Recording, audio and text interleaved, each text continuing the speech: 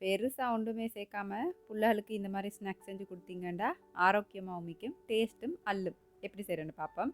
அஸ்ஸலாமு அலைக்கும் உறவுகளே. எங்களோட சத்து மாவு வந்துட்டு இப்போ லான்ச் பண்ணி 2 இயர்ஸு கிட்ட இருக்கும். இப்போ வந்துட்டு நாங்கள் செய்கிறத்துல அப்படியே எத்தனையோ மடங்கு கூட செய்கிற மாதிரி வறுக்கிற பேக் பண்ணுற அந்த மாதிரி இருக்குது. அந்த மாதிரி டிமாண்ட். எல்லாருக்கும் தேங்க்ஸ் அலாட்.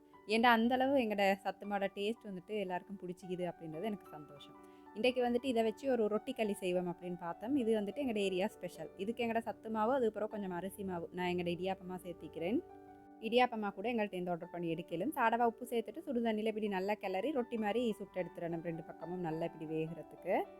உங்களுக்கு இதுக்கு எந்த பானி வேணும்னாலும் யூஸ் பண்ணல. நான் இன்றைக்கி தென்னம்பானி யூஸ் பண்ணுறேன். உங்களுக்கு கித்தல் பானி அப்படி இல்லாட்டி சீனி பானியும் யூஸ் பண்ணிடலாம். அதுக்கு கொஞ்சம் ஏலக்காய் கருவேப்பட்டை போட்டிங்கன்னா நல்லா வாசமாக நல்லா வைக்கும். கொஞ்சமாக சீனி, அதுக்கப்புறம் இதுக்கு உப்பு போட்டு கொஞ்சம் தண்ணி சேர்த்து நல்லா நூல் பதம் அப்படின்னு சொல்லுவோம் இல்லையா, அது வர வரைக்கும் காய்ச்சி எடுத்துடணும். அதுக்கப்புறம் இந்த ரொட்டியெல்லாம் போட்டு நல்லா கிளறி இறுகிற வரைக்கும் அப்படியே கிளறி எடுத்துக்கணும்.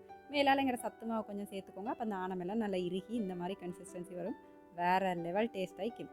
எங்களோட சத்து மாவு வேணுன்றவங்க ஆன்லைனில் இந்த நம்பருக்கு ஆர்டர் பண்ணி கேளும். கொழும்பு குருநாகலை மாவனல்ல உள்ளவங்களுக்கு கூட இப்போ எங்களோட ப்ராடக்ட்ஸ் வந்துட்டு எடுத்து கேளும். மாவனல்லையில் எங்களோட ப்ராடக்ட் லான்ச் பண்ணிட்டோம். அப்போ கட்டாயம் எடுத்துக்கோங்க. மாவனல்லையில் சாமான் ஸ்டாக் பண்ணுறதுக்கு ஹெல்ப் பண்ண எல்லாருக்கும் அவ்வளோ தேங்க்யூ. ஃபசா ப்ராடக்ட்ஸ் பாரம்பரியத்தின் ஞாபகம்